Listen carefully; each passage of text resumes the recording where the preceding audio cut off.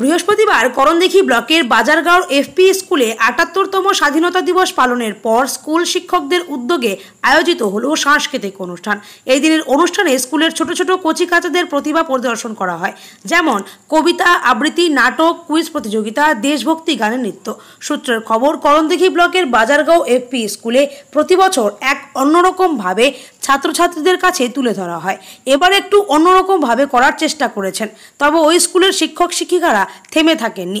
সাংস্কৃতিক অনুষ্ঠানের পাশাপাশি স্কুলের পঠন পাঠন উন্নত করার চেষ্টা চালিয়ে যাচ্ছেন এবং খেলাধুলায় ব্লক এবং জেলা চ্যাম্পিয়ন হয়ে রাজ্যে পা দিয়েছেন এই বছর।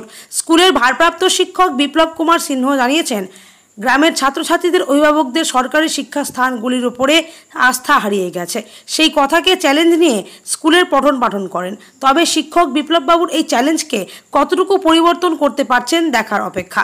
এই দিনের অনুষ্ঠানে উপস্থিত ছিলেন শিক্ষাবন্ধু প্রদীপ সিনহা, উত্তর দিনাজপুর জেলার ১৩ নম্বর জেলা পরিষদের সদস্য আব্দুল রহিম, বাজারগাঁও অঞ্চলের প্রধানের প্রতিনিধি আব্দুল মাজেদ, করণদিঘি পঞ্চায়েত সমিতির সদস্যা শান্তনা সিনহা, বিদ্যালয়ের পরিচালনা কমিটির সভাপতি জাকির হোসেন সহ ছাত্রছাত্রীদের অভিভাবকগণ এবং বিদ্যালয়ে শিক্ষক শিক্ষিকারা।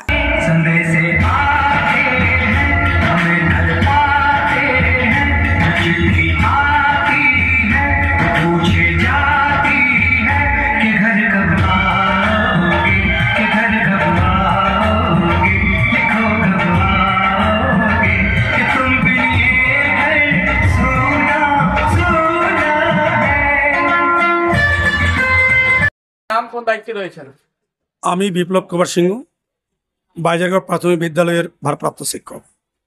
আচ্ছা, প্রোগ্রাম ছিল আজকে স্বাধীনতা দিবসকে উপলক্ষ করে প্রতি বছরের ন্যায় এবারও আমরা 15 আগস্ট উদযাপন করেছি। তো এইবারের অনুষ্ঠানের কিছু আলাদা চমক ছিল।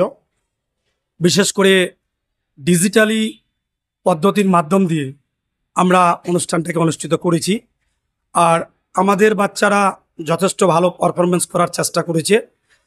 আর বিশেষ করে প্রত্যন্ত গ্রাম্য এলাকায় যে সরকারি বিদ্যালয়গুলোর উপরে মানুষের বা অভিভাবকদের যেভাবে আস্থা নেই, সেই আস্থাটা যাতে পুনরায় মানুষ ফিরে পায়, সরকারি বিদ্যালয়গুলোতে পঠন পাঠনের জন্য এগিয়ে আসে, এই আশা আমরা করি।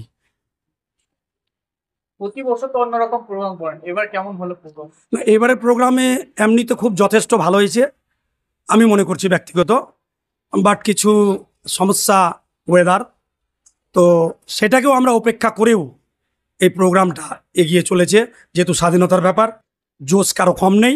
আমাদের বাচ্চাদের মধ্যে, শিক্ষক শিক্ষিকা মণ্ডলীদের মধ্যে যথেষ্ট আকারে জোশ ছিল। শোনা যাচ্ছে আপনারা চেষ্টা করছেন শিক্ষক শিক্ষিকা স্কুলের, যাতে স্কুলকে আরো ভালো পরিকাঠামো করা যায়। শোনা যাচ্ছে আপনাদের ছাত্রছাত্রীরা নাকি রাজ্য স্তরে স্পোর্টসে চান্স পেয়েছে। হ্যাঁ, এই কথা সত্য। 2024 যে সেশন, সেখানে রাজ্য স্তরে আমাদের ছাত্রছাত্রী গেছিল, মানে ক্রীড়ায়।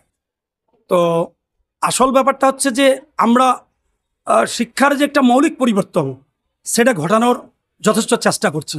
তবে অ্যাজ এ টিআইসি শুধু আমি পরিবর্তন করতে পারি না, আমার যে শিক্ষক মণ্ডলী, আমার যে টিম, সেই টিমকে নিয়ে আমি জোটবদ্ধভাবে চলার খুব চেষ্টা করি। আর সেই পরিপ্রেক্ষিতেই এই আমূল পরিবর্তন ঘটাতে পেরেছি। আর বিশেষ করে আমাদের যে এসআই সাহেব বা অন্যান্য যে ডিপার্টমেন্টের মানে আমাদের যে আধিকারিক, এনাদেরও যথেষ্ট সহযোগিতা আমাদের ক্ষেত্রে রয়েছে। আমি ওনাদেরকে